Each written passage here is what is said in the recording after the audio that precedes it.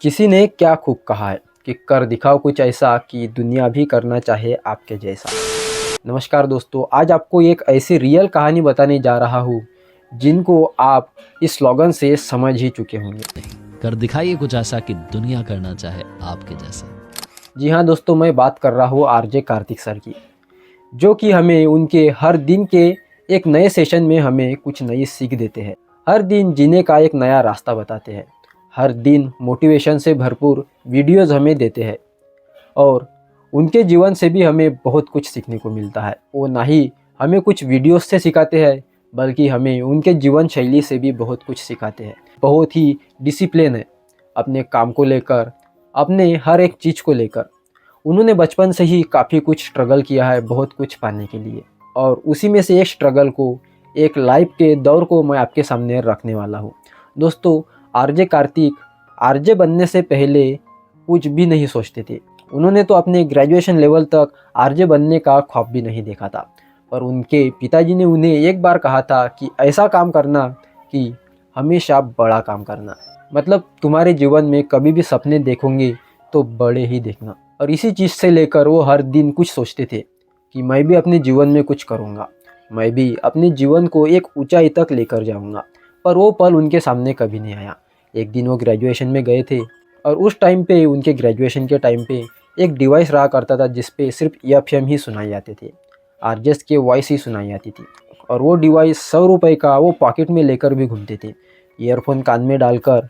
और जब टाइम मिले वो एफएम सुनते थे और अपने लाइफ में कुछ पाने की उस एफएम से भी कोशिश करते थे। और ये सारी चीज़ें वो अपने ग्रेजुएशन लेवल में ही करते थे। और एक दिन ऐसे ही वो एफएम सुन रहे थे उस छोटे से डिवाइस से, तो उन्हें एक आरजे का वॉइस सुनाई आया जो काफ़ी चुलबुले, काफ़ी नटखट थे, जो आरजे सिद्धू है, जो अभी हाल ही में मुंबई में अपना वर्क कर रहे हैं, जिनकी आवाज़ सुनकर आरजे कार्तिक इंस्पायर हुए थे कि वो उनके जैसा कुछ बने। और उनको देखकर वो ये भी समझ गए थे कि ये तो मैं भी कर सकता हूँ।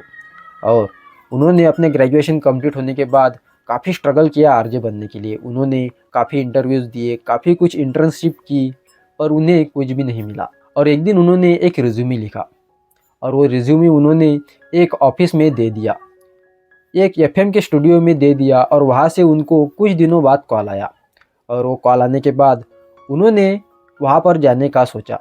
वहाँ पर जाने के बाद उन्हें पता चला कि उन्हें भी ये जॉब मिल सकती है, बस उनको उसके लिए इस सिटी से दूसरे सिटी जाना पड़ेगा।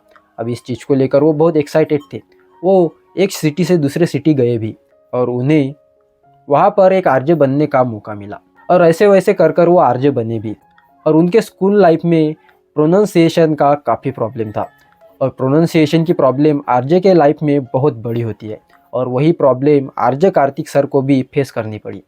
एक बार वो जब अपने स्टूडियो में कुछ बातें कर रहे थे, तो उनकी बातें उनके बड़े ऑफिसर ने देख ली, बड़े सर ने देख ली, और उनसे कहने लगे कि तुम्हारा आरजे का करियर फ्लॉप होने वाला है क्योंकि तुम्हारी प्रोनाउंसिएशन काफ़ी गलत है। और तब उन्होंने सोचा कि उनकी लाइफ में जो उनकी प्रोनाउंसिएशन की प्रॉब्लम है वो अच्छी करेंगे। तो उन्होंने उस पर बहुत प्रैक्टिस की। बहुत प्रैक्टिस करने के बाद भी उन्हें कुछ ज़्यादा रिजल्ट नहीं मिला। पर एक दिन उनके सर ने उन पर निगरानी रखने की कोशिश की। मतलब वो उनके स्टूडियो में जो भी बातें करते थे उसकी पूरी फाइल, उसका पूरा रिकॉर्ड वो हर रोज़ चेक करते थे। पर ऐसे ही उनके सर ने उनको कहा कि ऐसे से तो बात नहीं चलेगी, थोड़ा तो रिजल्ट दिखा है पर बहुत कुछ दिखने का बाकी है, तुम्हें और भी बहुत स्ट्रगल करना पड़ेगा, नहीं तो तुम्हारी आरजे की लाइफ खतरे में होगी। तो उन्होंने और काफ़ी प्रयास किया। काफ़ी प्रयास करने के बाद उन्हें आखिरकार वो मुकाम मिल ही गया। और एक दिन उन्होंने अपने वॉइस को, अपने प्रोनाउंसिएशन को काफ़ी अच्छा बना ही दिया और काफ़ी स्मूथ लैंग्वेज उन्होंने यूज़ करना शुरू की। दोस्तों, प्रोनाउंसिएशन की लैंग्वेज उनकी लाइफ में काफ़ी बड़ी दिक्कत थी।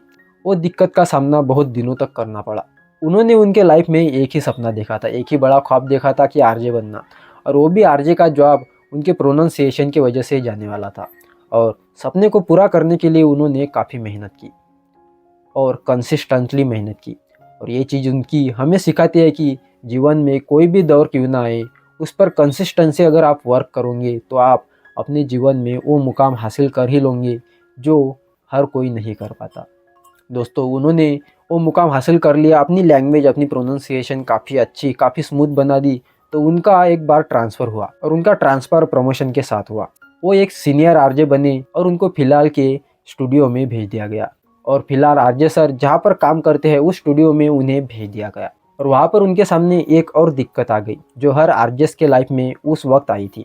वो दिक्कत ये थी कि उन सभी आरजेस को उनके लाइफ में एक चीज़ ऐड करनी थी कि सोशल मीडिया पर एक्टिव रहना होगा और हर सोशल मीडिया पर अपना अच्छा इंटरटेन करना होगा, अच्छा परफॉर्मेंस दिखाना होगा। आपको मोटिवेशनल बातें बतानी होंगी, काफ़ी लोगों को हंसाना होगा, जो भी आप आपके जीवन में कर सकते हो वो आपको करना होगा। तो आरजे सर का जो स्वभाव था उनके हिसाब से ही उन्होंने मोटिवेशनल चीज़ें बताना शुरू कर दी। उन्होंने हर सोशल प्लेटफॉर्म पर अपनी मोटिवेशनल चीज़ें, अपनी मोटिवेशनल स्टोरीज डाली। शुरुआत में उन्हें नहीं समझता था कि यूट्यूब पे, सोशल मीडिया पे क्या डाले, तो उन्होंने कुछ भी कर कर डेली के जीवन में अपनी वीडियोस डाले। ऐसे वैसे डाल डालकर वो मोटिवेशन की प्रॉपर फील्ड में आ गए और अपने डेली रूटीन में हर एक वीडियो अपलोड करते रहे जो कि मोटिवेशनल से भरा था। शुरुआत के कुछ महीनों तक उनका वीडियो तो फ्लॉप ही रहा, कोई नहीं देखा करता था। और मोटिवेशनल की वीडियोस बनाते बनाते वो एक दिन खुद डिमोटिवेट हो गए। उनको खुद मोटिवेशन की ज़रूरत पड़ी। उनकी नानी जी उन्हें एक भगवान बुद्ध की कहानी बताया करते थे।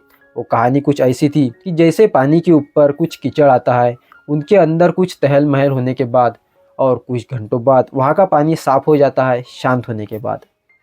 उनके नानी जी ने उन्हें यह कहानी बताई थी कि जैसे पानी में कुछ जाता है तो नीचे की पूरी मिट्टी ऊपर आ जाती है और पानी गंदा हो जाता है, और कुछ घंटों बाद पानी जब शांत होता है और पानी शांत होने के बाद वो पानी साफ़ हो जाता है। और उसी तरह हमारा मन होता है कि जैसे आपके मन में कुछ उछल पुछल होती है, आपका मन अशांत होता है तो आपका मन निगेटिव चीज़ें ही सोचता है। तो उन्होंने कुछ दिन विश्रांति की और बहुत सोचा शांत मन से, और एक दिन उनकी वीडियो वायरल हो गई। और उनकी जो वीडियो वायरल हुई थी वो डेली वीडियो डालने के बाद 5वें महीने में वीडियो वायरल हुई, और उस वीडियो के चलते उनकी पुरानी जो वीडियोस थी वो भी वायरल होती गई। और उसी को लेकर उनकी वीडियोस वायरल होते देख बहुत से लोग उनके फेक पेज भी बनाने लगे, और हर पेज पे उनके ही वीडियोस जाते थे, उनकी ही वॉइस जाती थी, तो बहुत सारे लोग उन्हें पहचानने लगे। और उन्हें याद है 2015 तक उन्हें कोई भी नहीं जानता था, पर वो वीडियोस वायरल हुई तो तब से उन्हें बहुत सारे लोग पहचानने लगे। और उनकी उसी एक मुश्किल चीज़ ने, मतलब सोशल मीडिया पर एक्टिव रहने की चीज़ों ने उन्हें आज आरजे कार्तिक बना दिया। जिन्हें पहले कोई नहीं जानता था वो आज आरजे कार्तिक सर बन गए। दोस्तों, ये कहानी हमें सिखाती है कि ज़िंदगी में हमेशा डिसिप्लिन के साथ डेली कुछ करते रहिए। अगर आपने कुछ बड़ा सपना देखा है तो उसे डेली कंसिस्टेंटली किया करो, तभी आप आपके जीवन में सक्सेस होंगे।